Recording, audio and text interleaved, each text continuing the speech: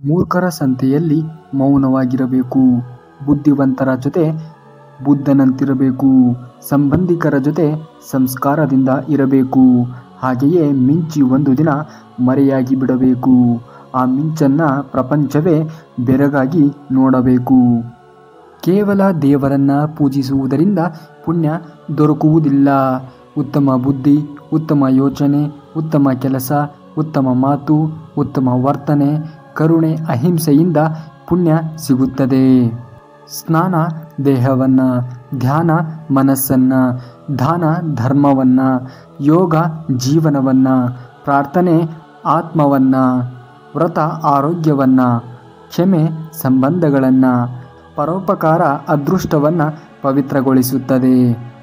ಕೋಪದಿಂದ ಮಾತನಾಡಿದರೆ ಗುಣವನ್ನು ಕಳೆದುಕೊಳ್ಳುತ್ತೇವೆ. ಹೆಚ್ಚಾಗಿ ಮಾತನಾಡಿದರೆ ಶಾಂತಿಯನ್ನು ಕಳೆದುಕೊಳ್ಳುತ್ತೇವೆ. ಅನಗತ್ಯವಾಗಿ ಮಾತನಾಡಿದರೆ ಕೆಲಸವನ್ನು ಕಳೆದುಕೊಳ್ಳುತ್ತೇವೆ. ಅಹಂಕಾರದಿಂದ ಮಾತನಾಡಿದರೆ ಪ್ರೀತಿಯನ್ನು ಕಳೆದುಕೊಳ್ಳುತ್ತೇವೆ. ಸುಳ್ಳು ಮಾತನಾಡಿದರೆ ಹೆಸರನ್ನು ಕಳೆದುಕೊಳ್ಳುತ್ತೇವೆ. ವೇಗವಾಗಿ ಮಾತನಾಡಿದರೆ ಅರ್ಥವನ್ನು ಕಳೆದುಕೊಳ್ಳುತ್ತೇವೆ. ಪ್ರೀತಿಯಿಂದ ಮಾತನಾಡಿದರೆ ಎಲ್ಲವನ್ನೂ ಕೂಡ ಗಳಿಸುತ್ತೇವೆ.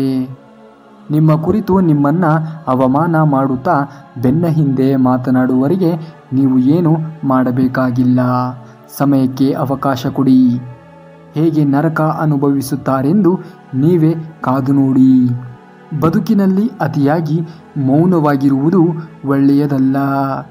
ಸರಿಯಾದ ಸಮಯಕ್ಕೆ ತಪ್ಪುಗಳನ್ನು ವಿರೋಧಿಸುವುದನ್ನು ಕೂಡ ಕಲಿಯಬೇಕಾಗುತ್ತದೆ. ಬದುಕಿನಲ್ಲಿ ಆಗಿ ಹೋಗಿರುವುದನ್ನು ಸರಿಪಡಿಸಲು ಸಾಧ್ಯವೇ ಇಲ್ಲ. ಅದು ಅಸಾಧ್ಯ. ಮುಂದೆ ಆಗಬೇಕಾದದ್ದನ್ನು ಸರಿಯಾದ ರೀತಿಯಲ್ಲಿ ಯೋಚಿಸಿ ಮಾಡಿ. ಅದು ಸಾಧ್ಯ. ಬೇರೆಯವರನ್ನು ನೋಡಿ ನಾವು ಬದುಕಲು ಹೋದರೆ ಬದುಕು ಬೀದಿಗೆ ಬರುತ್ತದೆ. ನಮ್ಮ ಅಳತೆಗೆ ತಕ್ಕನಾಗಿ ಬದುಕಿದರೆ ಇಡೀ ಬದುಕೇ ಆನಂದವಾಗಿರುತ್ತದೆ. ಒಬ್ಬರ ಮನ ನೋಯಿಸುವುದು ಸಮುದ್ರದಲ್ಲಿ ಕಲ್ಲು ಎಸೆದಷ್ಟೇ ಸುಲಭ. ಆದರೆ ಆ ಕಲ್ಲು ಎಷ್ಟು ಆಳಕ್ಕೆ ಹೋಗಬಲ್ಲದು ಎಂದು ಎಸೆದವರಿಗೆ ತಿಳಿಯುವುದಿಲ್ಲ. ನಿನ್ನನ್ನು ಇಷ್ಟಪಡುವವರೊಂದಿಗೆ ನೀನು ಎಂದಿಗೂ ಕೂಡ ಖುಷಿಯಾಗಿರು. ನಿನ್ನ ಜೊತೆ ಇದ್ದವರು ನಿನ್ನ ಬಿಟ್ಟು ಹೋಗುತ್ತಿದ್ದಾರೆಂದು ಬೇಸರ ಪಡಬೇಡ. ಎಲ್ಲವೂ ನಮ್ಮೊಂದಿಗೆ ಇರುವುದು ಕ್ಷಣಿಕ ಕಾಲ ಮಾತ್ರ. ಇದನ್ನು ನೀನು ಎಂದಿಗೂ ಕೂಡ ಮರೆಯಲೇಬೇಡ.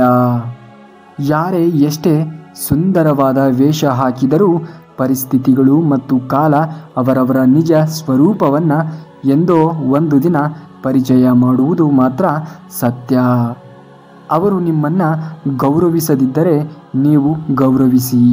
ಅವರು ನಿಮ್ಮೊಂದಿಗೆ ಅಗೌರವದಿಂದ ನಡೆದುಕೊಂಡರೆ ಆಗಲೂ ನೀವು ಗೌರವಿಸಿ.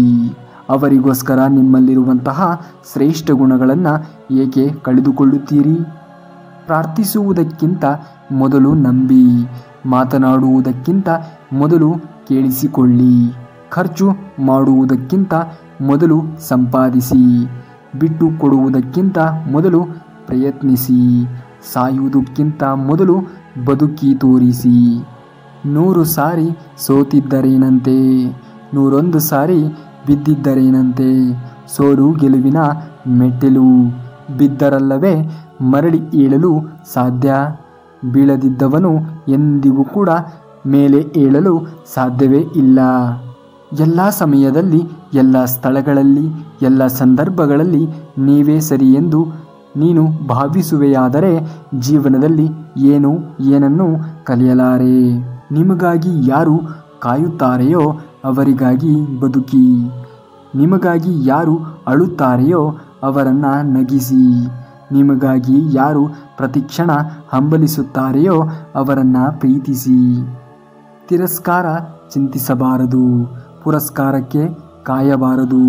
ಏನೇ ಬಂದರೂ ಹಿಗ್ಗಬಾರದು. ಎಂದಿಗೂ ಕೂಡ ಕುಗ್ಗಬಾರದು. ಯಾರನ್ನು ಮೆಚ್ಚಿಸಲು ಬದುಕಬಾರದು.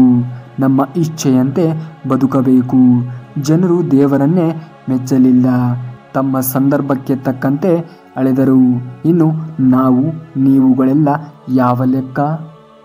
ಅವಕಾಶ ಸಿಕ್ಕಿದೆ ಎಂದು ಯಾರಿಗೂ ಕೂಡ ಅವಮಾನವನ್ನು ಮಾಡಬೇಡಿ. ಸಮಯ ಒಂದೇ ರೀತಿ ಇರುವುದಿಲ್ಲ. ಸಮಯವು ಎಲ್ಲರಿಗೂ ಕೂಡ ಅವಕಾಶವನ್ನು ಮಾಡಿಕೊಡುತ್ತದೆ. ಕೆಳಗೆ ಬಿದ್ದವನು ಮೇಲೆ ಏಳಲೇಬೇಕು. ದೇವರೇ ಸೃಷ್ಟಿಸಿದ ಮನುಷ್ಯರೇ ಶಾಶ್ವತವಲ್ಲ. ಇನ್ನು ನಮಗೆ ನಾವೇ ಸೃಷ್ಟಿಸಿಕೊಂಡಂತಹ ಸಂಬಂಧಗಳು ಎಂದಿಗೂ ಕೂಡ ಶಾಶ್ವತವಲ್ಲ. ನೆನಪಿನಲ್ಲಿ ಇಟ್ಟುಕೊಳ್ಳಿ. ಪ್ರಶ್ನಿಸುವ ಗುಣ ನಮ್ಮಲ್ಲಿ ಹೆಚ್ಚಾದಷ್ಟು ನಮ್ಮ ಶತ್ರುಗಳ ಸಂಖ್ಯೆ ಹೆಚ್ಚಾಗುತ್ತದೆ. ಅದೇ ಬದುಕಿನ ಕಠೋರ ಸತ್ಯ.